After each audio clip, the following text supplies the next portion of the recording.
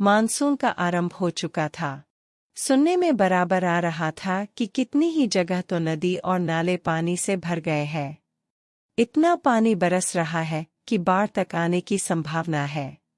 लेकिन मधुपुर जंगल में पानी का कहीं नाम निशान तक न था। भीषण गर्मी और सूखे से हर ओर त्राही मची हुई थी। सब जानवर गर्मी से परेशान थे। एक दिन जानवरों ने एक सभा की। जंगल के राजा शेर सिंह शेर ने ज्योतिषाचार्य पंडित उछलराम कुदराम बंदर से पूछा, ज्योतिषी जी, आखिर बात क्या है? हमारे ही जंगल में पानी क्यों नहीं बरस रहा है?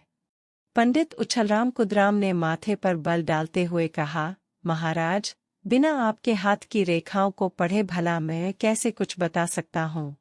राजा शेर सिंह शेर ने अपनी हथेली झाड़ी और ज्योतिषी जी के आगे कर दी। एक पल के लिए तो ज्योतिषी जी के प्राण ही निकल गए। सोचा, कहीं शेर का पंजा उन पर पड़ा तो बस। इधर ज्योतिषी जी ने महाराज के हाथ की रेखाएं पढ़ी, उधर सभी में खलबली मच गई। युवा वर्ग के जानवरों ने शोर मचाना शुरू कर दिया। ज्योतिषी बकवास करता है। आखिर मौसम विभाग इस बात का पता क्यों नहीं करता है?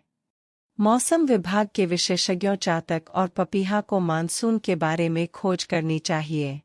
राजा शेर ने मौसम विभाग के अधिकारी चातक और पपीहा को आदेश दिया कि वे मानसून के बारे में पता करें। साथ ही पंडित उछलराम कुदराम से भी कहा कि वह अपने ज्योतिष के आधार पर यह बताए कि मानसून क्यों नहीं आ रहा है। ज्योतिषाचार्य ने बताया, महाराज, आपके राज्य में अशांति बहुत बढ़ गई है। लोगों पर अत्याचार बढ़ गया है। यह सब शनिदेव का प्रभाव है। शनिदेव का प्रभाव अभी आरंभ हुआ है। 7.5 वर्ष तक इसका प्रकोप है। 7 दिन के पूजन से ही इस ग्रह से शांति मिल सकती है। राजा शेर ने कहा, ज्योतिषी जी, देर किस बात की है?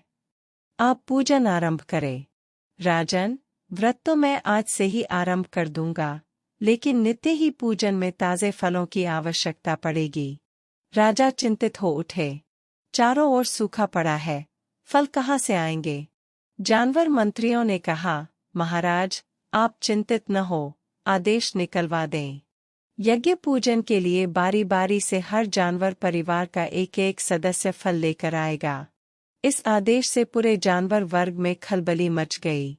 वे विद्रोही होकर चीखने लगे, ज्योतिषी चोर है, अपने खाने का इंतजाम कर रहा है, हम इसकी एक नहीं चलने देंगे। बड़े बुजुर्गों ने बहुत समझाया, भाई, ज्योतिषी ने तो आज से ही व्रत रखा हुआ है, भला वह फल कैसे खाएगा? बड़ी मुश्किल से युवा जानवर वर्ग इस बात पर राजी हुआ। सभी जानवरों को उम्मीद थी कि ज्योतिषी जो इतने विधि विधान से गुफा के अंदर भूखा प्यासा पूजन कर रहा है, उससे पानी अवश्य बरसेगा। लेकिन पूजन का 8वां दिन भी हो गया, पर आकाश में बादलों का कहीं नाम निशान तक नहीं दिखा। सभी जानवर बौखला उठे। गुफा का द्वार खटखटाया। सभी चीख रहे थे, निकालो ज्योतिषी को। हम मेहनत से कड़ी धूप में जा कर फल लाते रहे और यह डकारता गया। गुफा का दरवाजा जब खोला गया, तब देखा वहां ज्योतिषी पंडित उछलराम कुदराम का कहीं नाम निशान तक नहीं था। राजा शेर इस बात से बहुत नाराज हुए। मौसम विभाग में भी जोर शोर से काम आरंभ हो गया था।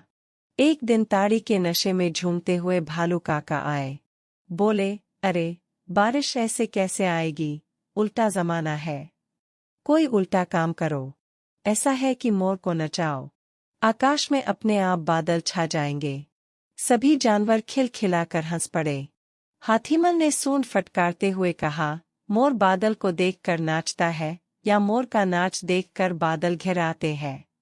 जंगल के राजा को समझते देर न लगी कि भालू की तरकीब ही कारगर साबित हुई है। भालू काका की बात सबको जंच गई, लेकिन बिना बादल के मोर के पैरों में भला थिरकन कैसे आती? काफी माथापच्ची करने के बाद युवा जानवरों ने भेड़िया कुमार के साथ मिलकर तरकीब निकाली। पेड़ों के पीछे आग जलाई, उससे धुआं उठा। मोर ने धुएं को बादल समझा, उसके पैर थिरकने लगे। मौका देखकर कोयल ने गाना शुरू कर दिया और मोर जोरों से नाचने लगा। मोर के नाचने के साथ ही आकाश में बादल घिरने लगे। और झमाझम पानी बरसने लगा। राजा शेरसिंह के पूछने पर मोर बोला कि मेरे नाचने से बारिश आई है।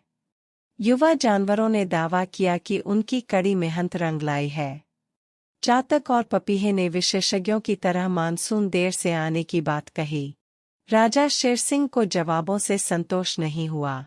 भालू काका से पूछा तो वह गर्दन हिलाते हुए बोला, बड़े बूढ़ों की तरकीब से बारिश हुई है। तो दोस्तों, कैसी लगी आपको यह हिंदी कहानी? इस कहानी से हमें पता चलता है कि किसी पर भी आंख बंद करके भरोसा नहीं करना चाहिए।